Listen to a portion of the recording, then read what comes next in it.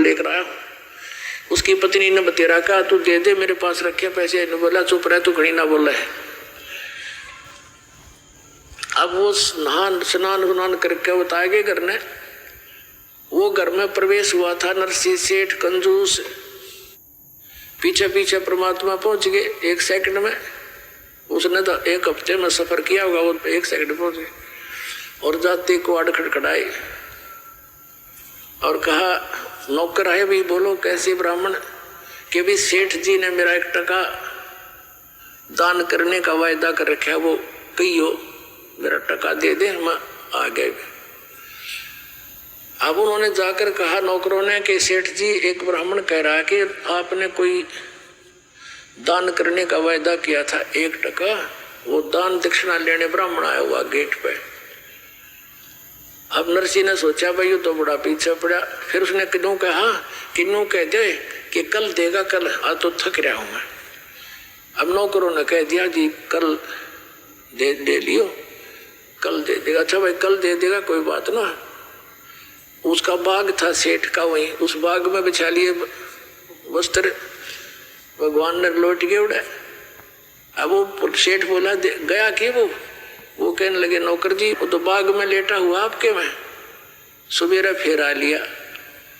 कहा कि भाई कहियो सेठ जी ने मेरा टका दे दे, दान दे। अब नरसिंह जी ने सोचा भी आज तय 1 टके पे सटराई कर दी, इसने मेरा पीछे पड़ गया। तड़के 10 रुपये मांगेगा, इसने तो राह ही पाएगी। तो कह दे, उस सेठ ने कहा कि नौकरों से कि जाके कह दो उस बाबा संत को, ब्राह्मण को कि हमारे सेठ जी अस्वस्थ हो गए हैं और स्वस्थ हो जाएंगे, हफ्ते 10 दिन में फिर आ जाना, फिर देंगे। अब उन्होंने आकर आदेश सुना दिया। परमात्मा बोले भाई ठीक है, फिर क्या आया है? फिर तो इतनी दूर से कहाँ आया जाता है, स्वस्थ हो जाएंगे तब दे देंगे। वहीं फिर जा बिठाया वस्त्र बाग में। अब सेठ ने पूछा कि गया वो कमबख्त? अक नहीं जी, वो तो कहता है ठीक है स्वस्थ होने के बाद दे देंगे, लेकर ही जाऊंगा अब तो। अब सेठ ने सोचा भाई अच्छा भूत चिपका। उसने अपने नौकरों से कहा 2-3 दिन के बाद कि यूं कह दो कि सेठ जी मर गया। अब नौकरों ने जाके कह दिया भाई ब्राह्मण ए विप्र जी हमारे सेठ का देहांत हो गया, बड़ी बुरी हुई, थक कर आए थे, सफर वहाँ आए थे, ऐसे ऐसे अस्वस्थ हो गए, मर गए होते। परमात्मा बोले भाई कोई बात ना, हमारा यजमान था, अब तो लकड़ी दिलाकर ही जाऊंगा। अब ऐसे थोड़ा जाऊंगा, तो उसको तो लकड़ी दिलाकर ही जाऊंगा। अब उन्होंने बता दिया सेठ को कि भाई ऐसे ऐसे वो तो यूं कहे, लकड़ी दिलाकर ही जाऊंगा। सेठ ने कहा तुम यूं करो, मेरी अर्थी तैयार करो और लकड़ियां ढोना शुरू कर दो। अब उनके नौकरों ने 5-7 लगे, वो लकड़ी ढोने लगे। अब इतना बड़ा सेठ मर जा तो सारा गांव ने इकट्ठा हो जा, पूरक बना रहे हो। तो 5-7 नौकरा तक बड़ा लकड़ी इकट्ठी करवा ली और अपनी अर्थी उठवा के चल पड़ा। परमात्मा ने बिठा लिया ऐसा मोटा लकड़, अर्जा दरिया उसकी छाती पे, वो लुटा दिया था चता के ऊपर। और वो नू क्या था आग ना लाइयो, कहते आग ला दो। तो परमात्मा ने कहा कि भाई सेठ जी तो जीत्या मैं आ रहा, पर भाई यो आत्मघात ना करे, हमने माफ कर दिया, तेरा टका हम नहीं लेंगे आज के बाद, तू उठ ले, मरे मत। बोला सचमुच? कहा सचमुच। जब उठ लिया, नौकरों से बोला सारे लकड़ उठाओ चलो वापस। पीछे छोटे मोटे भी पड़े थे ना, वो भी अपनी डाल के धोती में और सारे उठा के लाया, इतना कंजूस था और दान करे नहीं। अब परमात्मा को पता था मेरी प्यारी आत्मा इसमें डूब कर मरेगा। एक पुत्री थी, उसका ब्याह कर रखा था और संतान नहीं थी, और मूर्ख आदमी उसका ऊपर चिपका बैठा था बिना ज्ञान के। अब परमात्मा अपने बच्चे के हित के लिए पता नहीं कहते क्या क्या कार्य करता हूँ, कैसे चरित्र करता हूँ। अब क्या किया, सेठ जी अगले दिन निकले शहर सपट्टे को, क्यों कई दिन के बंद थे। सुबह सुबह फ्रेश होने के लिए दूर तक घूमने चले गए। अब क्या हुआ, जब वो शहर सपट्टे को चला गया, परमात्मा ने उस सेठ का नरसी रूप बनाया और घर पर आ गया। पहले नौकरों से कहा कि भाई वो बहु रुपया है, और आज वो मेरा रूप बना का होगा। और जय यहाँ आ जा, उसने एक पहले तो प्रेम से कहना, और नहीं मानने तो उसका 2 लठ मार दियो। अब न्यू कह के भगवान तो अंदर चले गए उसके घर पे, पीछे सेठ नाना ही था, नौकर खड़े लठले, उनने देखा सचमुच ही आ गया भाई, वो तो 2 रुपया वो रुपया ये आ गया। और वो अब अपना निश्चिंत हुआ, निर्भय। तो वो कहने लगे, रहे हो भगत, उड़े वहीं खड़ा हो जा, अंदर मत आजिए। तो वो कहने लगे, क्या बोल रहा तू? अब फलाने तो क्या बोल रहा है, भांग पी ली तने? तो पहचानता नहीं मैंने? अब पहचान लिया हमने, तो वही खड़ा हो जा। आज आदेश हो गए हमारे सेठ के, तने बहुत दुखी कर लिया हमारे सेठ को, कभी तू ब्राह्मण बने काव है, कभी उसका रूप बना लिया तने आज, और आज आदेश गलत हो रहे हैं भाई, तेरे लठ मार देंगे। आगे आ गया था, हुड़ा डट गया। लाला जी सोचा क्या गड़बड़ होगी भैया। तो ने पूछा कौन है, क्या कह रही हो तुम्हें? कि हमारा सेठ अंदर है, अभी आया है, और उसने हमें बता दिया था कि वो आज मेरा रूप धार के का होगा, ये तू चला जा यहाँ से, तेरी सी में खैर है। अब लाला जी था समझ गया कि बात बढ़ाना ठीक नहीं, और इसने मेरा रूप बना लिया। जाके राजा के यहाँ एप्लीकेशन दे दी कि एक ठग ने मेरा रूप बनाकर मेरी संपत्ति हड़पने की चेष्टा की है, वो मेरे घर बैठा है। अब समय का तगाजा देखकर तुरंत हाजिरी दोनों को कोर्ट में तलब कर लिया अगले ही दिन। अब सेठ जी अपना एक जो रिकॉर्ड था वो पुलिस ने काबू कर लिया, बही वगैरह। दोनों इकट्ठे हो गए वहां पर कोर्ट में। तो जज ने पूछा कि भी कोई प्रमाण बताओ, ये बही हमारे पास है, इसमें कोई ऐसा लेख बता दो जिससे हम आपको पहचान समझ सकें कि आप असली और ये नकली। तो पहले उस असली जिसने एप्लीकेशन डाली थी उससे पूछा भी तू बता। वो कहने लगा जी मैंने एक मकान बनाया था, उसमें इतनी कड़ी लाई थी, इसमें लिख रखी है, और लड़की का ब्याह करा था, उसमें इतने पैसे बात के आए थे, इतने कन्यादान के, वो भी लिख रखे। अकोर मेरा याद नहीं, इसमें तो और भी बहुत भरा पड़ा है, इसमें काफी और बता। तब जो परमात्मा बने हुए थे डुप्लीकेट उसके, वैसे तो ओरिजिनल है, भगवान तो सबके मालिक हैं, तो जो नकली था उससे पूछा, भगवान से पूछा कि बताओ इसमें कोई प्रमाण। तो परमात्मा ने पिछले पृष्ठ से शुरू कर दिया पढ़ना। अब सुन ले भाई, खोल कर देख ले। जज वो देखकर वो सारी सुनाने लग गया, 5-4 पृष्ठ लगातार पढ़ दिए। तो कोर्ट ने नकली को तो असली सिद्ध कर दिया और असली को नकली, और कहा भाग जा तू यहाँ से, तो झूठा है।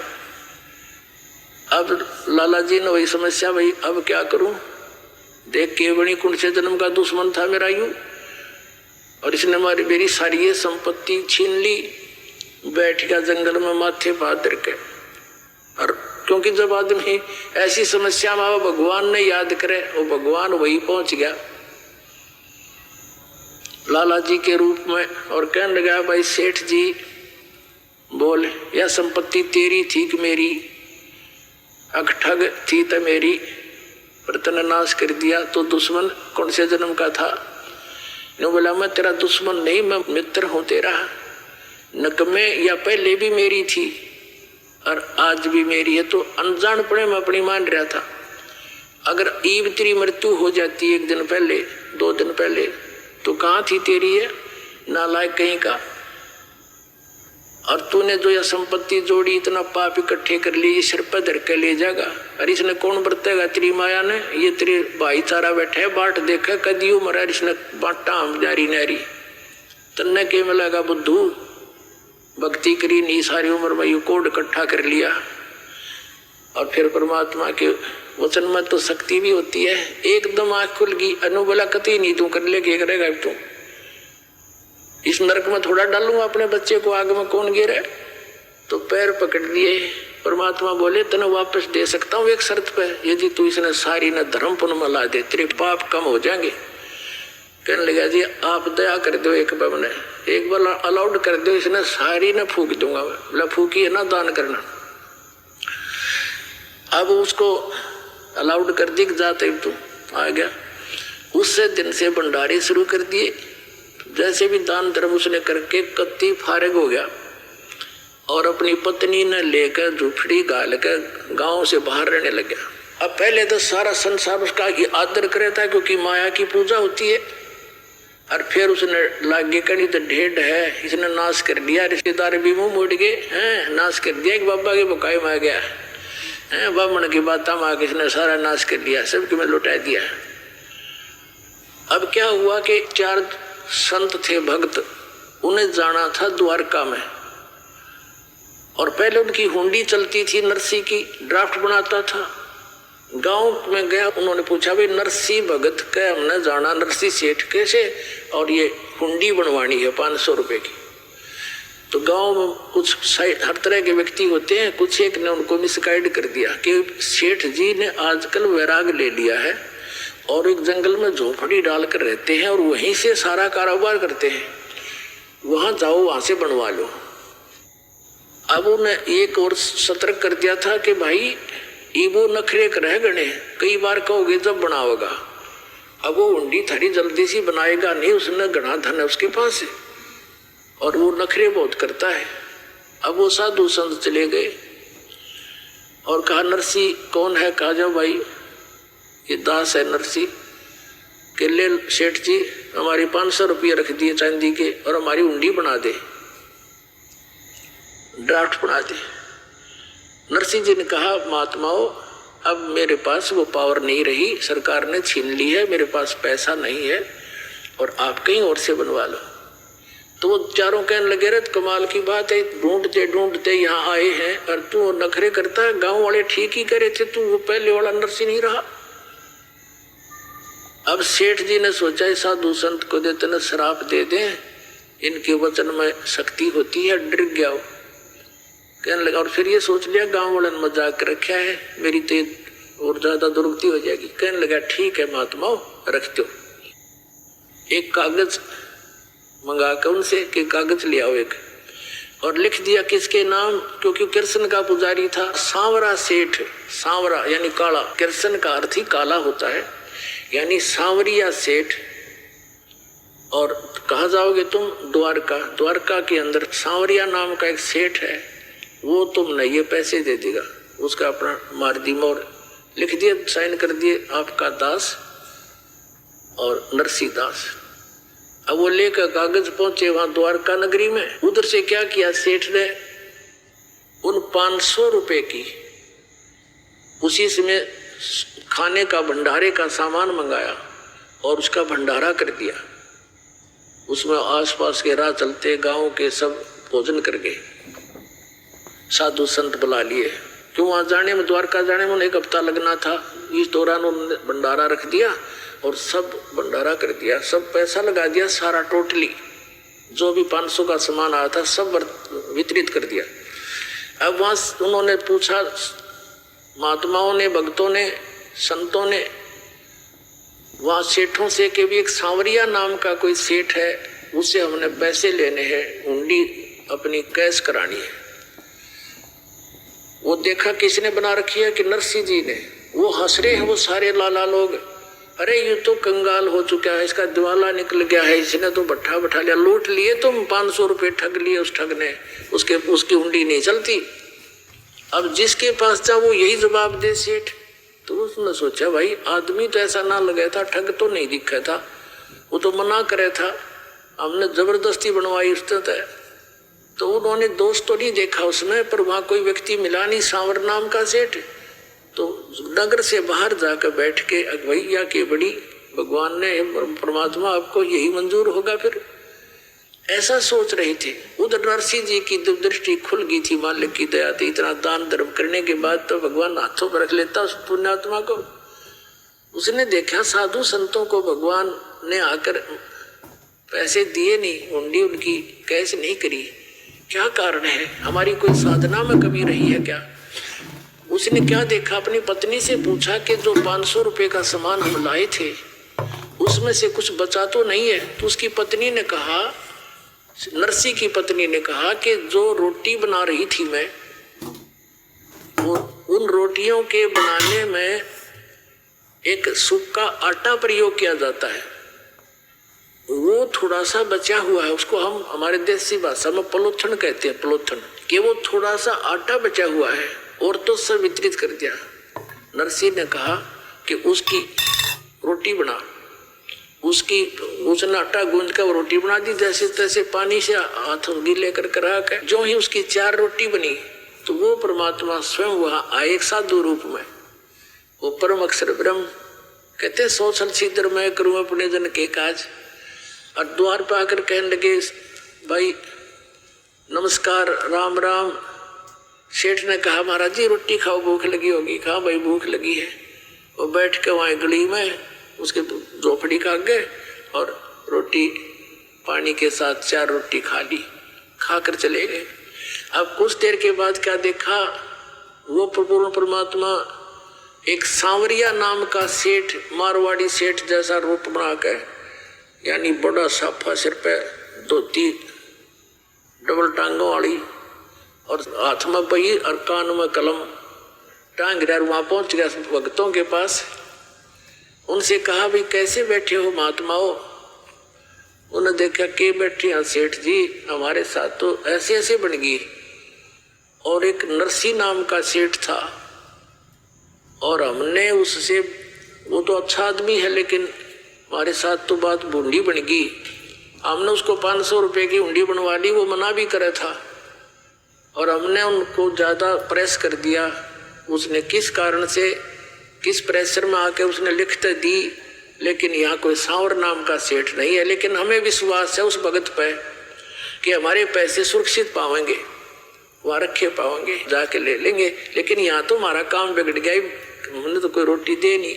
सोचा था यहाँ घूमे फिरेंगे, अपना हफ्ते 10 दिन का टूर प्रोग्राम बना के आए थे। हम तो दुखी हो गए भाई, यहाँ कोई सांवरिया नाम का सेठ है नहीं पाया। तो परमात्मा कहते हैं, अरे किसने बका दिए तुम भक्तों? मेरे भाई।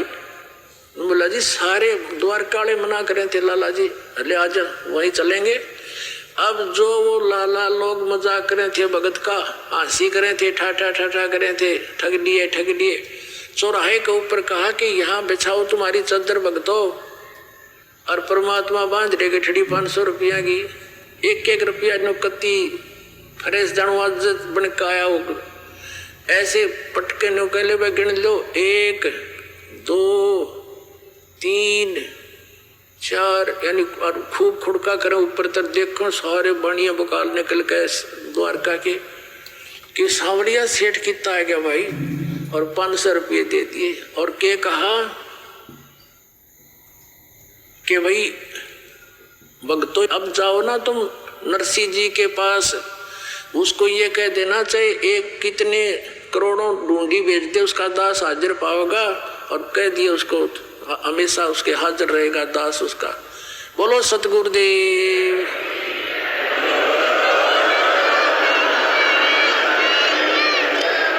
नरसिंह जी की हुंडी झाली वो सावड़ सा कहाया, ज्योति का ब्याह भया जब भात भरण को आया। वही परमात्मा वो पूर्ण ब्रह्म सबका धारण पोषण करने वाला। अभी तक जैसे हम किसी भी भगवान की भक्ति करते थे इष्ट रूप में, हम मानते थे ये कर रहे हैं, नहीं,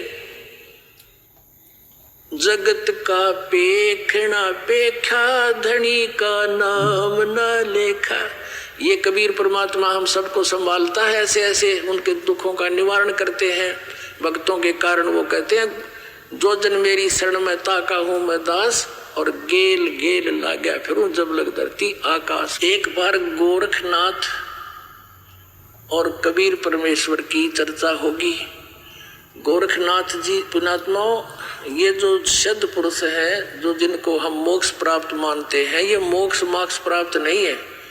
इनको इन 4 मुक्तियों में से एक प्राप्त हो जाती है। और कुछ एक ऐसे होते हैं कि वो पितरलोक में विराजमान है, वहां से जब चाहे यहाँ आ जाते हैं, अन्य रूप बनाकर कोई पहचान नहीं सकता। स्वामी रामानंद जी का बहुत बड़ा बोलबाला था और वैष्णव परंपरा के वो प्रचारक थे। विष्णु जी का प्रचार घना हो गया तो ये नाथों को चिंता होगी जो शिव जी के उपासक है तमोगुण के, तो इस गोरखनाथ भी शिव जी का उपासक था। तो इसने आकर के रामानंद जी के साथ गोष्ठी करने की ठान ली।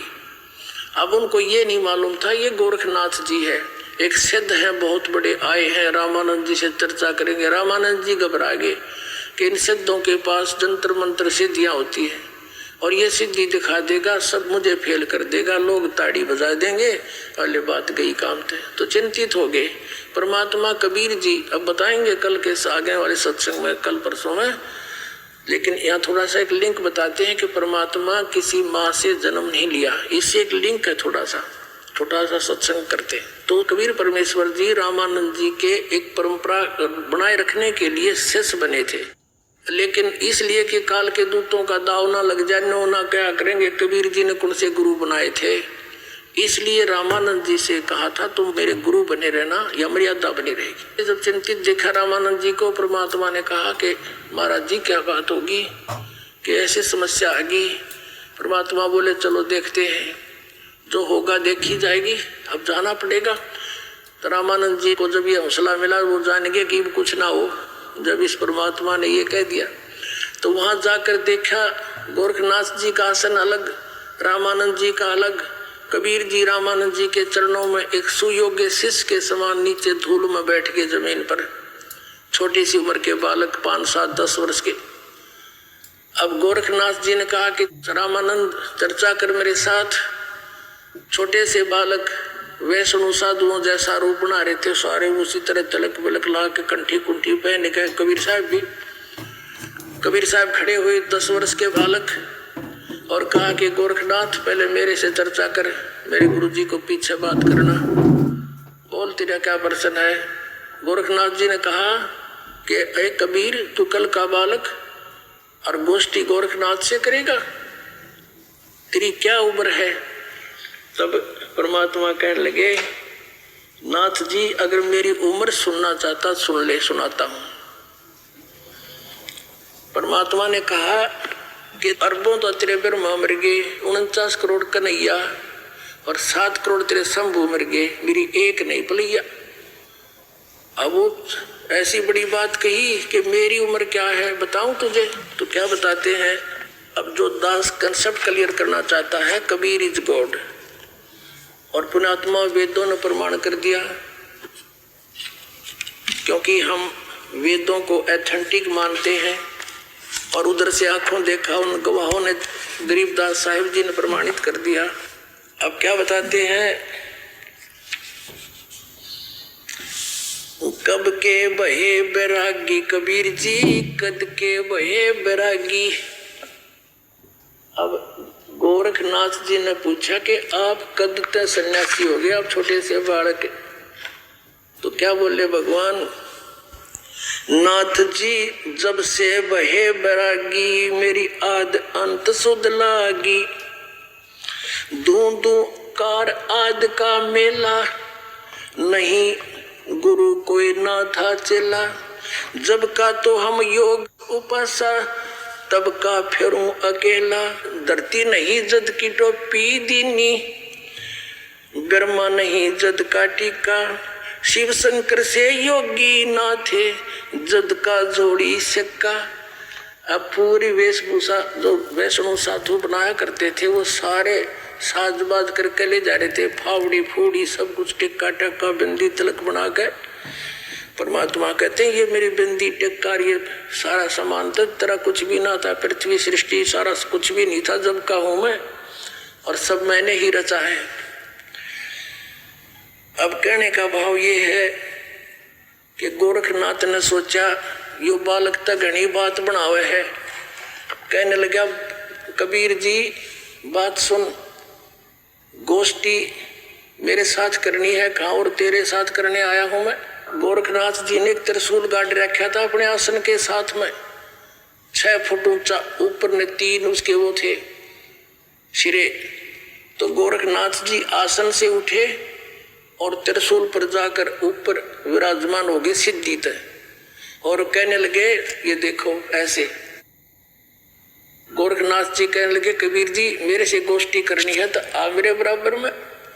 जब नाथ जी त्रिशूल पर विराजमान हुए तो दर्शकों ने ताड़ी पीट दी, वाह वाह वाह, इसे फैसले होया करते। तो परमात्मा ने सोचा ज्ञान तो ना ये दर्शक माननीय ना यू नाथ जी माननीय, तो इनको तो उसी तरीके से इनका का खिलानी पड़ेगी। अब परमात्मा क्या था, जैसे कपड़ा बुनने में सहयोग दिया करते अपने मुंह बोले माता पिता की, तो एक धागे की कुकड़ी बोले हमारे यहाँ जब चरखे के ऊपर काटा करते थे, वह धागे की रील कच्चे सूत की वह जेब में डाल रहे थे। वो तंत्रियामी थे, वो के बकवाद करेगा कितनी कर सकता है। तो वह कुकड़ी निकाली धागे की, वह कच्चे धागे की रील इतनी मोटी होया करती है, उसमें मनमाना 150 फुट लंबा धागा होता था। उस कुकड़ी का यानी उस रील का धागे का एंड पकड़ लिया और उस बाकी को ऐसे घुमा दिया, वो अनबंडल होती चली गई, उधड़ गई, पूरी खुल गई और सीधी स्ट्रेट वो धागा खड़ा हो गया। परमात्मा वहां से उठे और 150 फुट ऊपर जाकर के धागे के एंड पर विराजमान हो गए कबीर जी। अब ये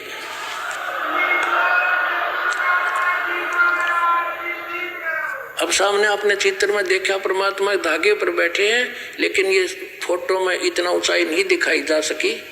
तो कहने का भाव ये है, परमात्मा बोले कि आजा नाथ जी, आजा बराबर में बैठ कर कर गोष्ठी।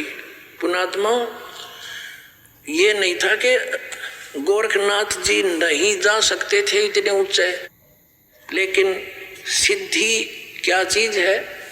जैसे ये घड़ी है और ये सिद्ध कर दी मैकेनिकों ने, वैज्ञानिकों ने, कारीगरों ने, और ये चल रही है और इसके सामने चुंबक आ जा या सारी जाम हो जाएगी, इसकी सारी सिद्धि फेल हो जाएगी।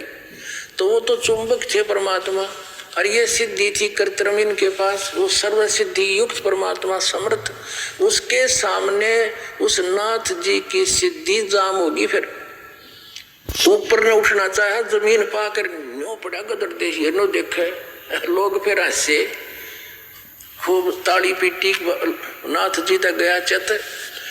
और परमात्मा ने ये धागे पर विराजमान होने से पहले कहा था, नाथ जी आपकी हमारी जो बात हुई है गोष्ठीकरण की हुई है, चर्चा, ज्ञान चर्चा, ये जादूगरी दिखाने की नहीं। नाथ जी दूना भूल गया, अकिन के पास कुछ है नहीं, इसलिए आनाकानी कर रहा है कि बात करनी है तो मेरे बराबर में आकर बैठो, वरना मुझसे बात मत करो। तब परमात्मा ने उसकी बात फड़क निकाली थी। फिर नाथ जी कहने लगे कि महाराज नीचे आ जाओ। अब समझ गया, क्योंकि जो कांटे के पहलवान होते हैं ना, वो घनी बकवाद नहीं करा करते, वो समझ जाते हैं कि तेरे से ये प्रबल है। तो उसी समय कहा कि आ जाओ महाराज नीचे बात करेंगे आगे। अब ना पेटा भरया, न सोचा भाई कदे एक बार तो हो सके है और परीक्षा लेता हूं। तो फिर क्या कहा, गोरखनाथ ने कहा कि एक परीक्षा और लूंगा मैं आपकी, तो मान लूंगा तुझे विजयी। कबीर साहब बोले बोलो कि मैं इस दरिया में छुपूंगा, मुझे खोज देना। कि चलो, गंगा उड़े साथ में थी, वहां गंगा के किनारे गोष्ठी हो रही थी, घाट पर गए, गोरखनाथ ने डुबकी लगाई, मछली का रूप धारण कर लिया। परमात्मा ने पकड़ के वह मछली गोरखनाथ बना के पटड़ी में बैठा दिया, अकेले नाथ जी वो देखो।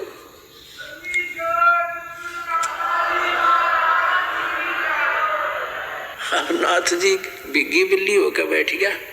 तब गोरखनाथ ने पूछा, ये परमात्मा आप कौन हो, कहां से आए हो? तब मालिक बताने लगे, अवधू अवगत से चल आए, मेरा कोई भेद मरम ना पाया। अविगत से, जो जिस स्थान से कोई परिचित नहीं, सतलोक से चल कर आया हूँ, प्रोक्त स्थान से, उस झूलोक से चल कर आया हूँ मैं। अवधू अवगत से चल आया, मेरा कोई भेद मरम ना पाया। ना मेरा जन्म ना गर्भ बसेरा, बालक बन दिखलाया, काशी नगर जल कमल पडेरा, तहां जुलाहे न पाया। अपनी सच्चाई बता रहे हैं कि ना मेरा जन्म, ना मेरा कोई माता पिता है, ना मेरा जन्म ना गर्भ बसेरा, एक बालक बन दिखलाया। काशी नगर जल कमल पडेरा तहाँ जुलाहे न पाया। मात पिता मेरे कुछ नहीं ना मेरे घर दासी। जुल्हे का सुत आने कहाया यू जगत करे मेरी हासी। परमात्मा कहते हैं ना मेरा कोई माता पिता ना मेरा कोई पत्नी दासी और जुल्हे का सुत बेटा आने कहा यू जगत करे मेरी हासी। थी कोई पिछली संस्कार कोई वचन थे हमारे इसके। ना मेरा जन्म ना गर्भ बसेरा बालक बन दिखलाया। काशी नगर जल कमल पडेरा तहाँ जुलाहे न पाया। मात पिता मेरे कुछ नहीं ना मेरे घर दासी। जुल्हे का सुत आन कहाया यो जगत करे मेरी हासी। पांच तत्वों का धड़ नहीं मेरा म जानू।